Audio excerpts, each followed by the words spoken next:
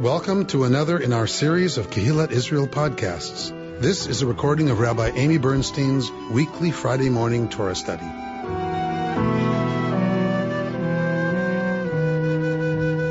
So we're entering the book of Bamidbar. We're entering the book of Numbers. Whenever we start a book, I tend to talk a little bit more generally about the story we're about to enter. And particularly with this book, the actual text, there's less to parse about the actual text than there is about kind of why these texts begin the book of Numbers and what's going on with the book of Numbers. So you'll remember a few years ago, one of the things I said that Aviva Zorenberg said that really struck me is that Numbers is the book of the slow death of a generation. It's the recounting of the slow disappearance of an entire generation.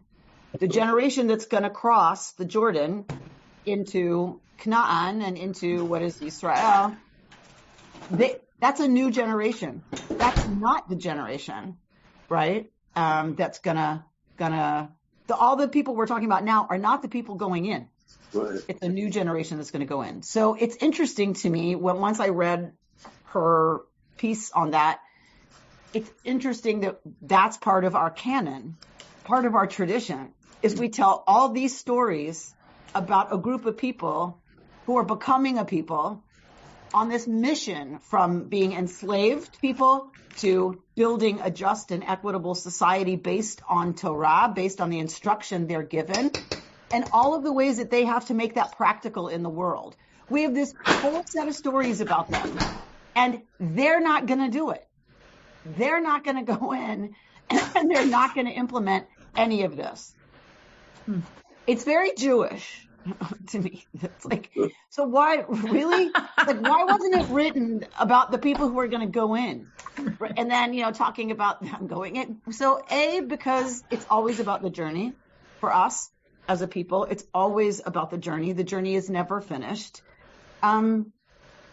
But it's also comforting for me on some level, as I've been sitting with Zorenberg this year. It's also comforting that we're not expected to finish it. We're not expected to implement it. We're supposed to take the next step and get the next camp set up and get stuff broken down when it's time to leave and make sure everybody's doing their part and everybody's doing their job and everybody has a role and everybody has a job. And all of those roles are important. And in Hebrew, it's tafkid. And that is very much the language that we're going to see in the beginning of the book of Numbers. And it's about poked. It usually gets translated count everybody. So Susan, to your question, that's why it's called Numbers, because it begins with a census. It's Bamidbar in Hebrew because that's one of the opening words in the Hebrew, and that's how the rabbis name these books. And they also have nicknames for the books. The word for counting is not the normal word for counting. Poked does not usually mean count. It usually means to take notice of. So when God pokeds Sarah, Sarah conceives and has a child. So taking note of someone is a positive verb because it has positive connotations, even in the biblical Hebrew.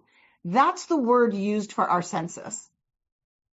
Because you're not counting in order to have just a collective number. You're pokading.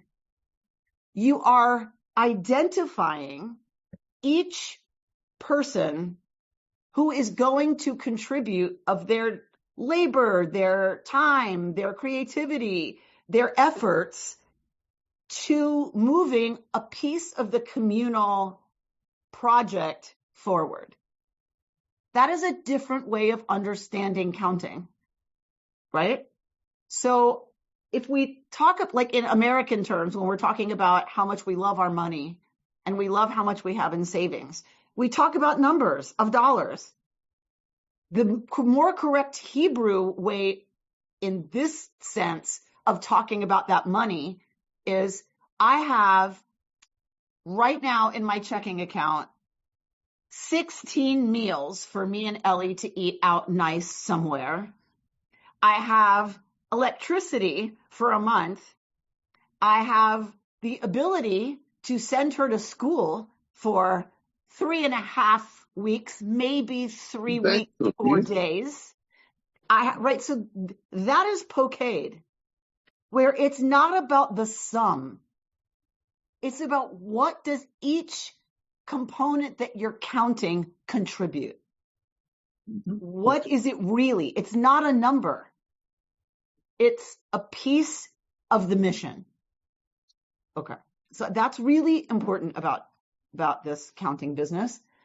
And I couldn't help, as I was studying this parsha this week, I just couldn't help like the ways it's like, well, of course it's this parsha this week. Of course. You might think it should be the dedication of the Mishkan, but it's not. And I'll tell you why it's even more beshert that it's this parsha. But of course, that's the rabbi's job to make it beshert every time. All right. So this is the beginning of our parsha, Parshat Bamidbar. And why is it called Bamidbar? Because 1, 2, 3, 4, 5 words in is the word Bamidbar. Bamidbar. Vaydaber Adonai al Moshe Bamidbar Sinai. So God is speaking to Moshe in the wilderness of Sinai, in the tent of meeting, on the first of the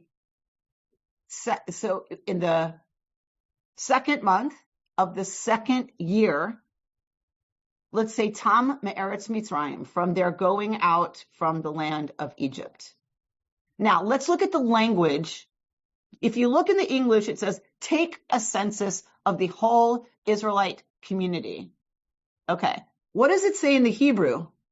How does it talk about taking a census? Se'u et rosh kol adat b'nei Yisrael lemishpachotam levet avotam b'mispar shemot kol zachar legulgulotam. Okay, lift up the head of the entire community of the people Israel by their families, by their ancestral house, by the number of their names. Every male, Gilgul is a circle, meaning their actual head. The head that's on their shoulders. You and Aaron shall record them from the age of 20 years and up, all those who in Israel are able to bear arms. Well, what does it say in the Hebrew? That's not what it says in Hebrew. From 20 years and up, all who can go out to the army of Israel, tifkedu otam. Here's that verb, pokad, to count. So in Hebrew, it's actually saying, tifkedu otam, empower them, rollify them, jobify them, right? You and Aharon. Give them a role. There's going to be a role for people, males 20 and up, to serve in the army that they will need to be a people traveling vulnerable in the wilderness, where disputes often happen about who can be there and who can't and blah, blah, blah. And pirating and all of that is happening. Just like in the hood. Yes. Associated with you shall be a representative from every tribe, each one the head of its ancestral house. Now, what do we get? Ela shemot ha'anashim asher ya'amdu itchem. Here is the name. Here's the list of the names of all the people who are going to stand with you, right? So these are the heads of each of the ancestral tribes. Here they are by name. Look at this. Look at this. By name. And we get all of them. All of them. How many of us recognize, other than Nachshon ben Aminadav, that's a whole thing, and he got famous because of the Midrash. But what do we know from these names? What do we know about these people? Bert's right. Nothing. Nothing. Garnished. Zilch. Zilch. Efes. Bupkis. We know nothing about these people. Why 4,000 years after the things that would have inspired the writings of these texts, why 4,000 years later are we still reading the names of Lisa and Robert Goldberg that lived 2 generations before us? Because they're on the wall of the synagogue. Why are they on the wall of the synagogue? We don't know them from Adam. Why are they up on the wall? Why do we do this? They're people.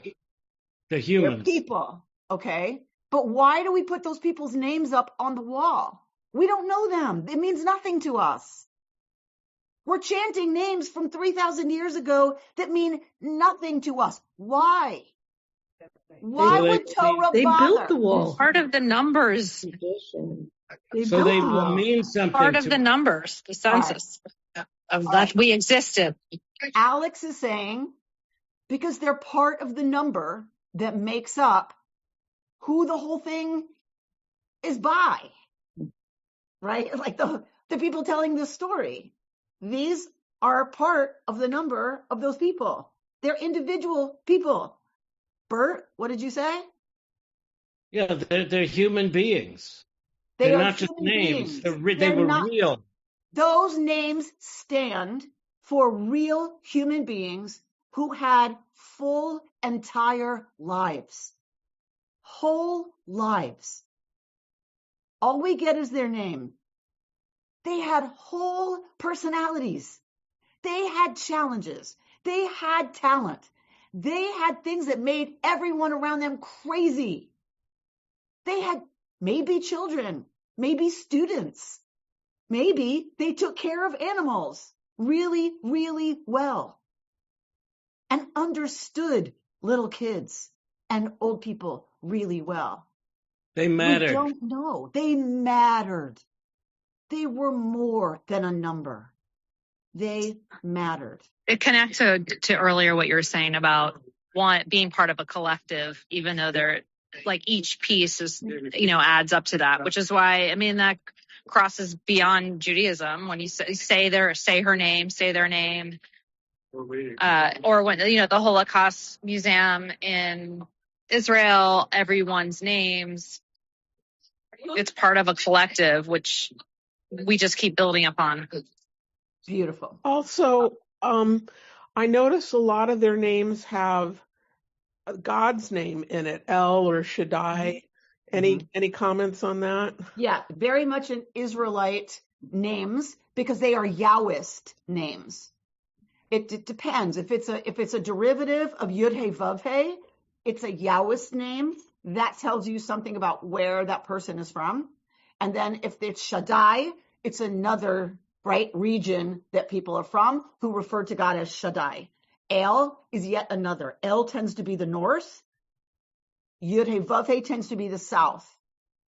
So those names that are made up of El tend to be northern tribes, and the names that are Yahwist names tend to be southern names, southern tribes.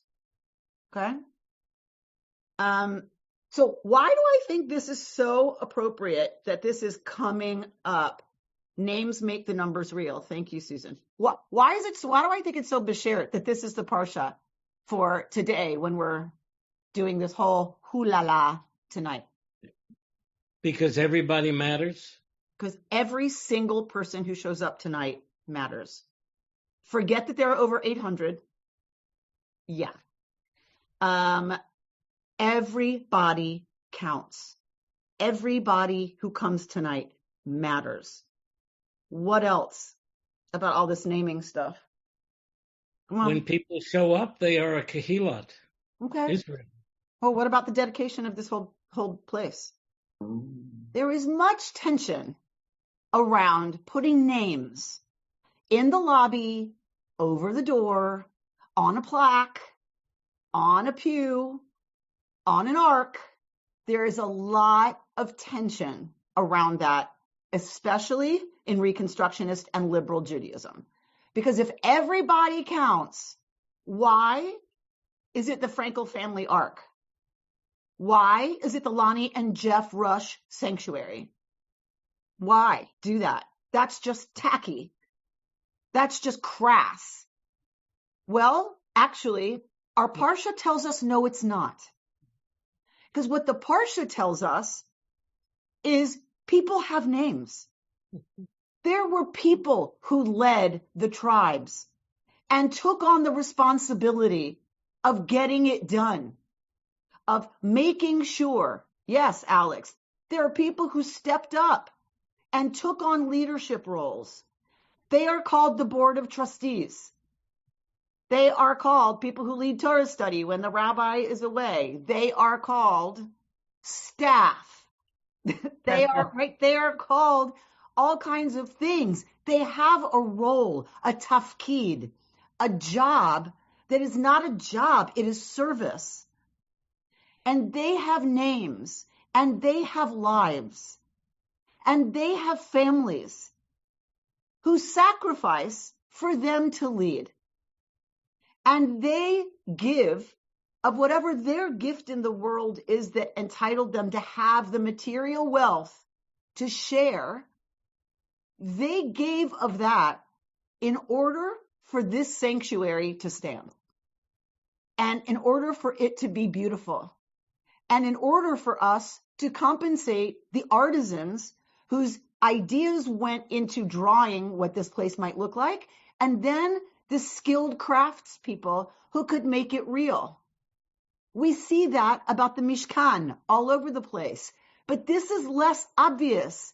Yes, you need the B'Tzalel and you need all the talented people and the workers. Yes, that's obvious. What's less obvious is that you also need all the people who are ready to give in order to make it possible. Not just wealth, but that's a part of it. I don't have the money to make the sanctuary possible. I don't have it. But Lonnie and Jeff do. And they chose to give it to us, the Jewish people of KI, so we could build this beautiful sanctuary. Same with the Bezdeks. Same with all of the names you will see when you come into this building. I am not saying that we shouldn't always have a sort of complicated relationship with, because you have money and you gave, you get this and that and this and that. I'm not saying it's not a tension, but I get it right now, having been part of the campaign, asking people for money to make this dream a reality.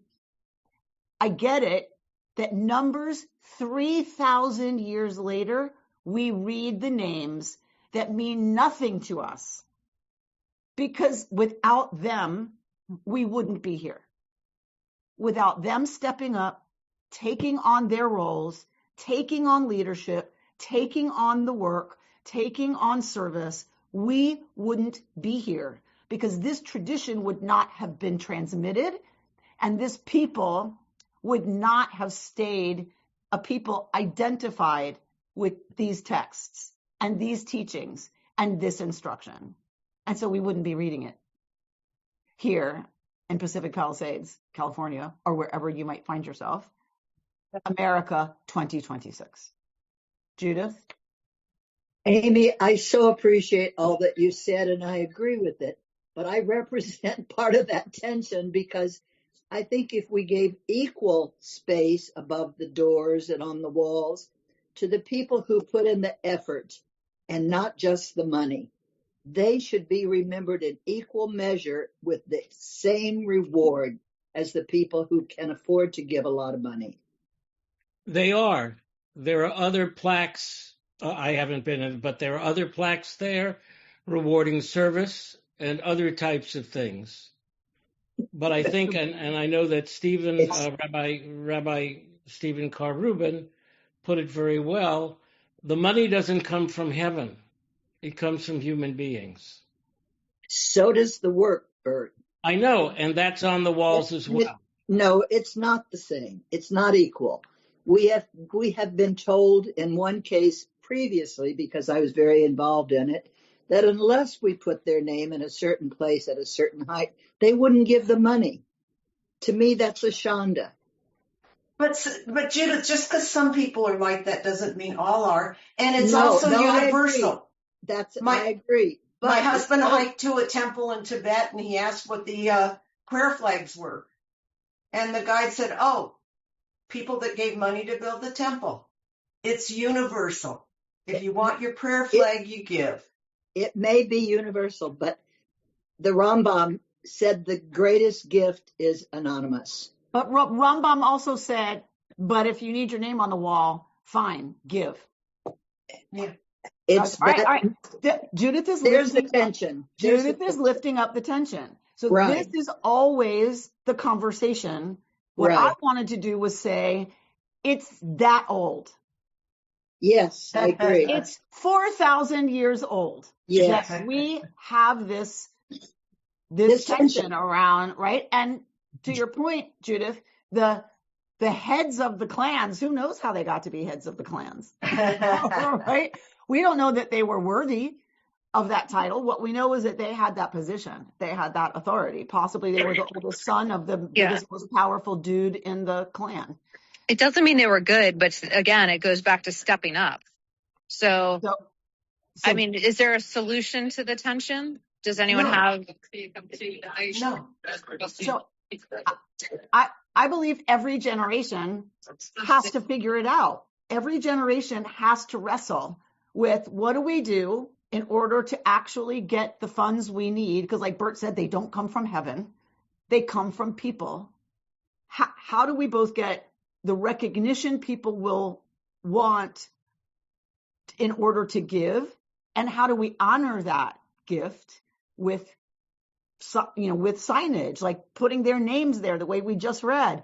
And how do we honor immaterial gifts of service and talent? And to Bert's point, that's why we have, right, awards that we give for social justice commitments and tikkun olam, and that's on the wall. People are going to not love it that we have some people seated in the sanctuary before the service starts, because that's the board of directors, right? So they step up and give of their time and their energy constantly. And so they're going to have a seat in the sanctuary. Promise you, there's going to be talk about it. I promise you. There's going to be trashing of the fact that there were seats held for some people and not for others. This tension is ongoing. It is very human, and it is every generation's and every event and every building project's job to figure out for them the right relationship between recognition and knowing that everybody counts. Crypto.com arena. Oh my God. So frightening. So Bubby, to your point, no, it was not, the date was not chosen because of this Parsha.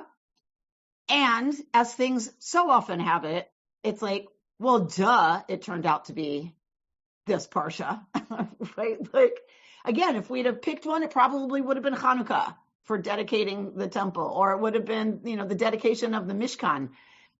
But God has a better sense of humor than that.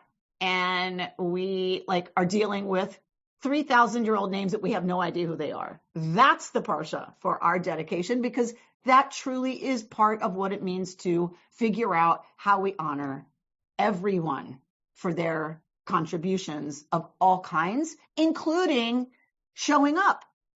Just showing up tonight. Because whoever does that is already expressing an act of courage, trust me, and commitment, because they know it's going to be a madhouse.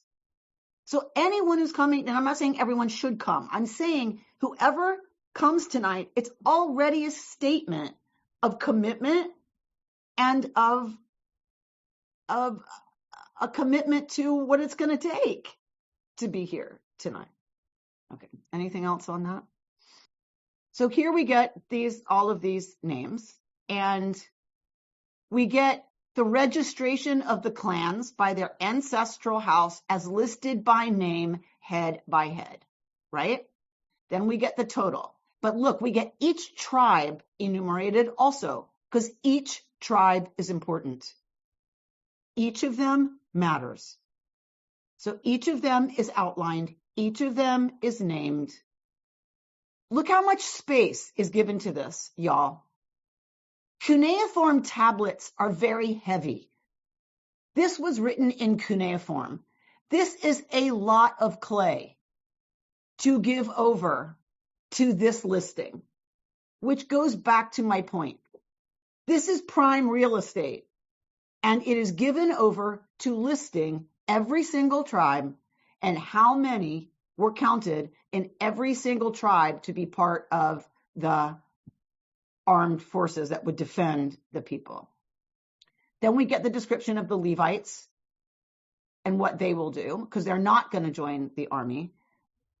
And then this business of setting up the camp, right? Because it has to be set up as a military installation to protect the vulnerable and to protect the precious wealth at the center, which is now gathered in the Mishkan, right?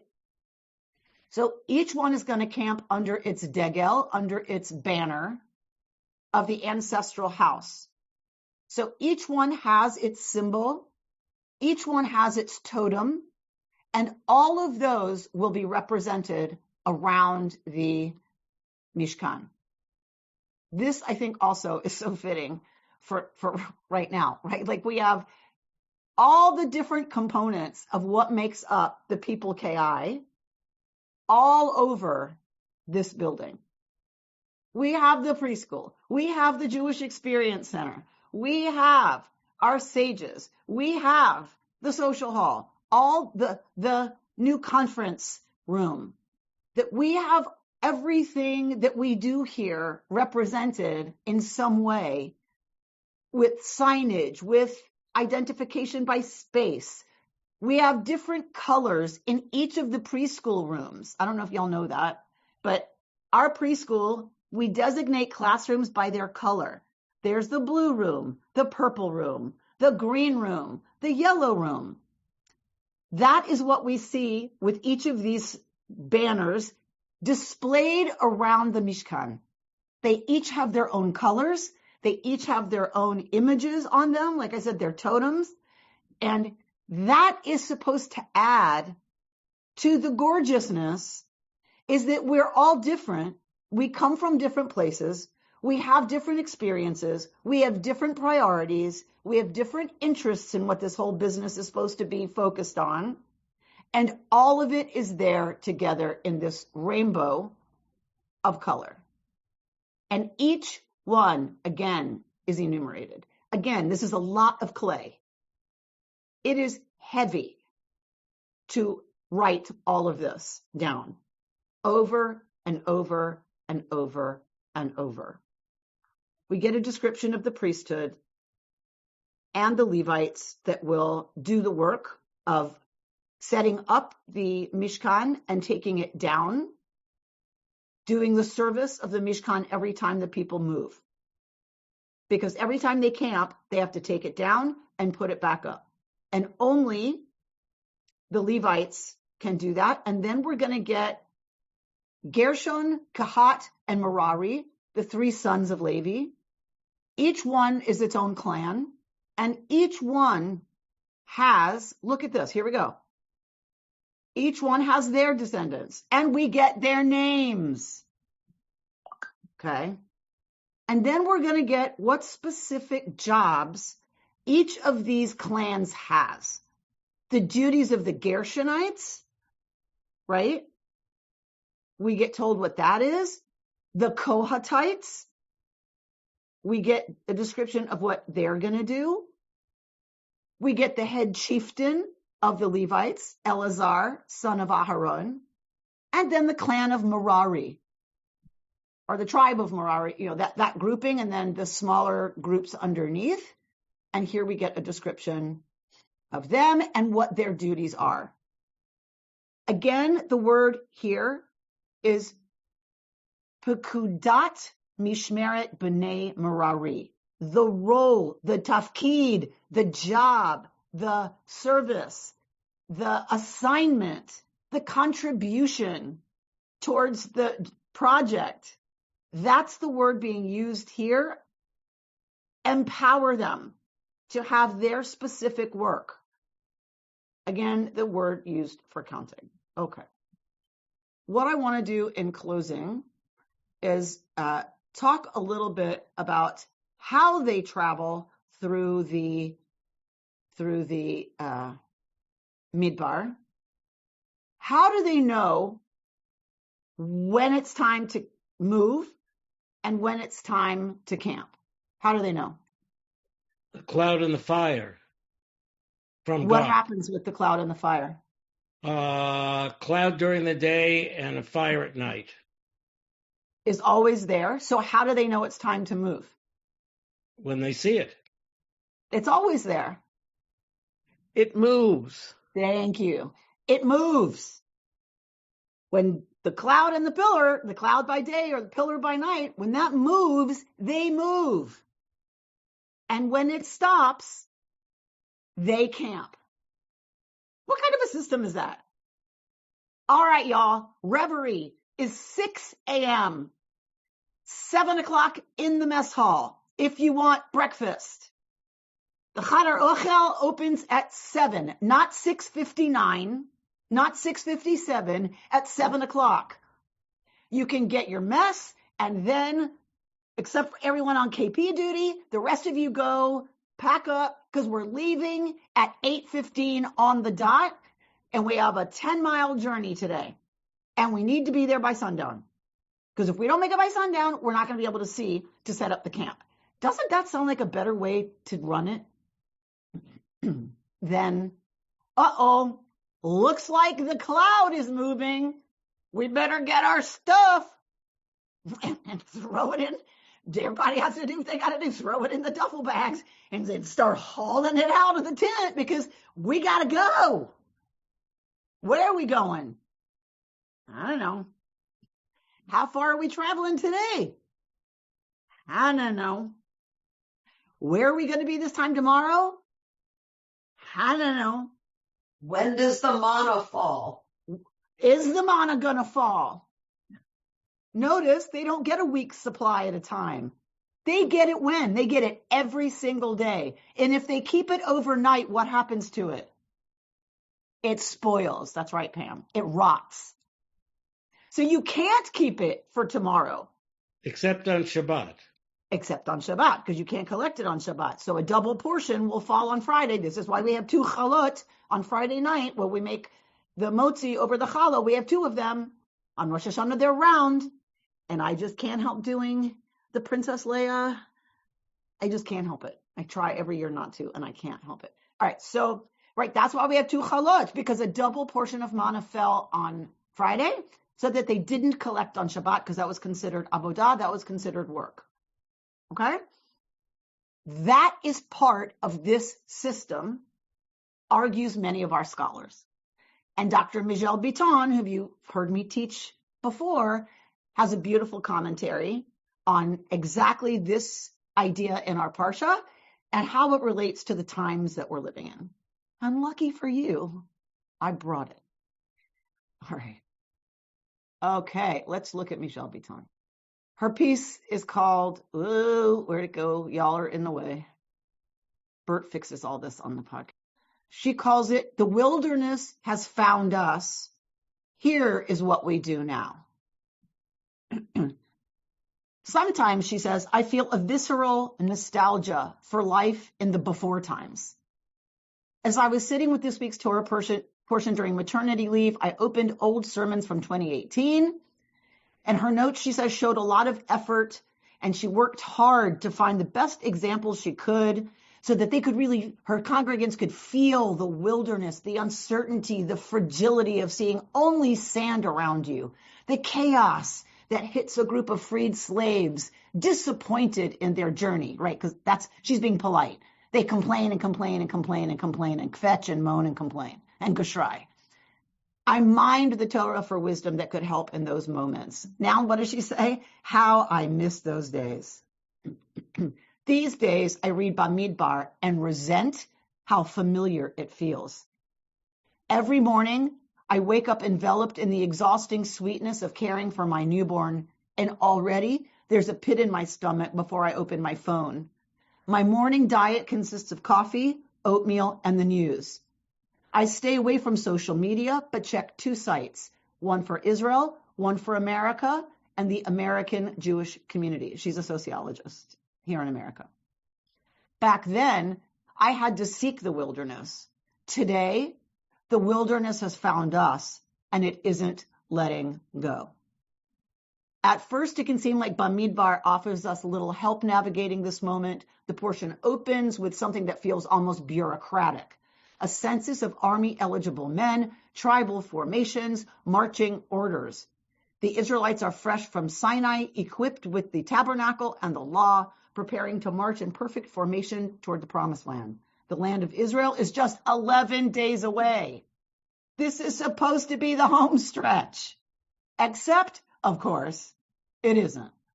Because this is a story told by Jews, written by Jews, for Jews. Okay, that was my added commentary. Within 2.5 portions, everything unravels. The people complain, they reject the promised land, they rebel against Moses. They're punished severely by God. Instead of a march from slavery to the land, they will wander for 40 years. Israel will be inherited not by the freed adult slaves described in such perfect formation here, but by their children raised in the wilderness. After all, as Michael Walzer has written in his book about recovering from trauma, the Hebrew Bible's key political teaching is that there is no journey from Egypt to the promised land without the wilderness in between. The falling apart, we should assume, was always going to happen. But read carefully, and Bamidbar is not just a record of collapse. It is a training manual we desperately need for how to survive the wilderness and how to raise a generation that will inherit the promised land we cannot yet reach. All right, preach on, Dr. Bitan. We need your wisdom. The Torah doesn't just insist on the wilderness. It hides something inside the formation that precedes the collapse, something that equipped the Israelites for what was coming. The mechanism is this. The Israelites were given a cloud by day and a pillar of fire by night to guide their movements.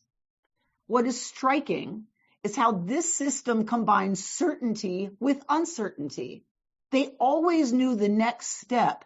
They never knew the full route.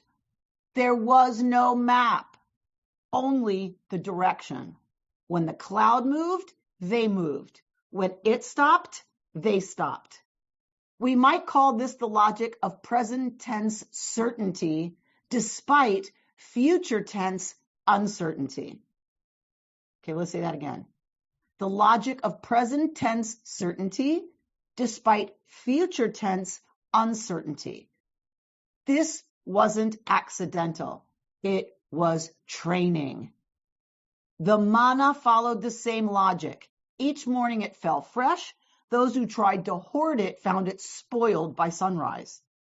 The medieval exegete Nachmanides, Ramban, as my rabbi used to say, writes that the test of the manna was precisely this.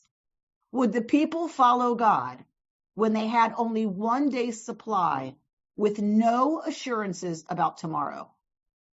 The wilderness was reshaping the Israelites' relationship with time, one in which long-term control was never available, and present tense faithfulness was the only thing asked of them.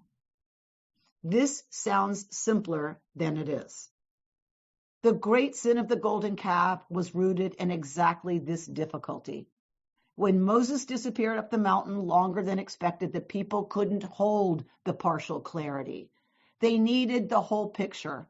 And when they couldn't have it, they panicked and shattered the covenant. What the wilderness was meant to inculcate was something truly difficult to acquire. The capacity to take decisive action in the present while genuinely not knowing what comes next. To move when the cloud moves. To stop when it stops. To trust the next step without demanding the whole map. What? Are we really supposed to do that? If we read Bamidbar seriously, yes, Yes. We are supposed to figure out present tense logic with long-term uncertainty.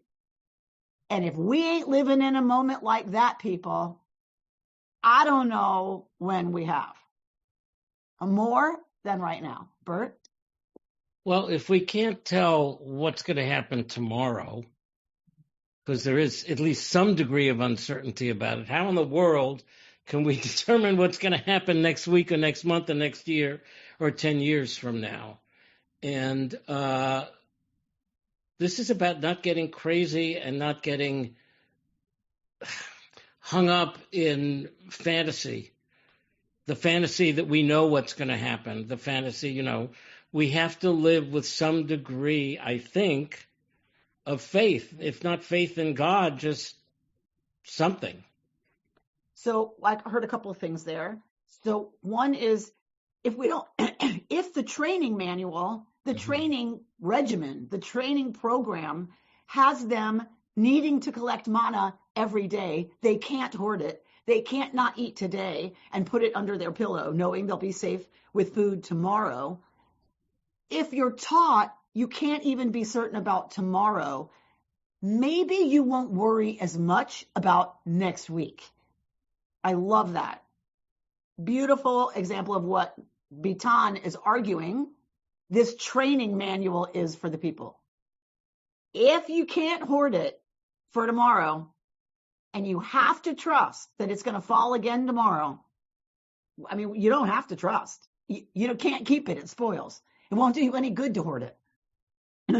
So if we can break you of thinking you can control what you eat tomorrow, if we can break you of that by having it spoil overnight, maybe you'll learn to hold tomorrow with a little less grip and a little less clinginess and a little less need to know what's going to be, which will make you only more open to that positioning about next week.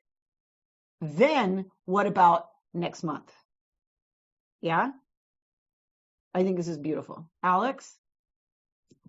You summed up what I was going to say. I mean, ultimately, it's also, to me, a reflection of the state of the human condition and anxiety, which is a problem arises or something arises, and that, at least I can speak for myself, the immediacy in which something needs to be sorted out, resolved, or making a risk-averse choice. Now, of course, there's some intelligence in that, but things need time to work themselves out. And I can speak for myself. I always want an immediate resolution. And it's that discomfort in that, and not planning and not problem solving all the what ifs or trying to force something to happen and kind of letting things unfold, I guess. Beautiful. When the rabbis I was just going to add to that, when the rabbis chose a lot of the Tanakh the Torah to include in the prayer service, a lot of it is remember that things turned out okay in the past, and hopefully they're going to have faith, basically. Not so much faith in God, but faith that things are going to work out somehow. And So Bert is really this morning taking the lesson from Torah that we need to trust it's going to be okay. We need to have faith to move forward. I think Bitan is arguing. Bamidbar comes to say, even if you don't, we have to. The cloud is moving. That's Bamidbar. It is a working lesson plan, a training plan for how to get through. I think Bitan is arguing how to get through, and I read all the way to the end of the article, so I know I'm right. She's arguing how to get through a time where it's easy to say, because I'm so frightened about not knowing where this whole project is going, I can't act today because I have no guarantee that it's going to result in anything. So why, right? And I think that's what she's honoring is that so many of us feel conflicted and confused and disoriented and what can I possibly do? It feels post October 7th, post so many things, it feels so nuts and so iffy and so much like the project of American exceptionalism might be over, that it paralyzes a lot of people. And she's arguing Bamidbar is exactly the opposite of that. It is the program, the fitness program, by which we build the exact skills we need for just such a moment as this one historically. Let's look at the end of her. Oops, wrong one. We know the old assumptions no longer hold. We do not yet know what comes next. She's talking about American exceptionalism. And that is precisely why Bamidbar is not only familiar, but critically necessary for us.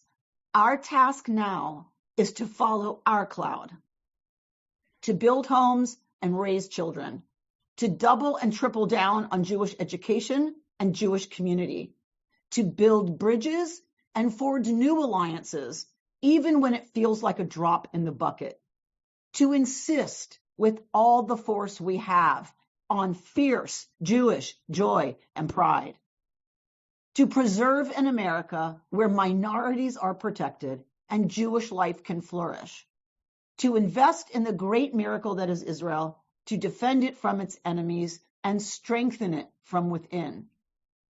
I still feel nostalgia for the before times. That nostalgia is not where this story ends. The Jewish people, the Jewish children growing up today will not remember the before world the way many of us do. They will not carry the rupture of October 7th in the same way. But if we do our part, if we build boldly, teach seriously, and refuse to shrink in fear, even in this disorienting wilderness, they may yet inherit and build a promised land we are only beginning to dream of. It's our task to follow the cloud, to follow the fire, today, to build, to forge new alliances, to welcome others into our sacred space and into our sacred experience, which is what we will do tonight. We will have people from all over coming in tonight, not just us, not just our community. And that is the call of the moment, to build alliances, to build bridges, to build Jewish pride, places of Jewish learning and Jewish experience, that we can enact for ourselves the universal values that we believe our tradition teaches, that all people's traditions teach in their own special, unique, and wonderful way, and that we are dedicating a house tonight to exactly that. And as our Torah teaches us, it shall be called a house of prayer for all people. Ki beiti, beit tfilah, l'chol hagoyim. Shabbat shalom. You've been listening to Rabbi Amy Bernstein's Friday morning Torah study from Kehillat Israel in Pacific Palisades, California. For more information, go to our website, www.ourki.org.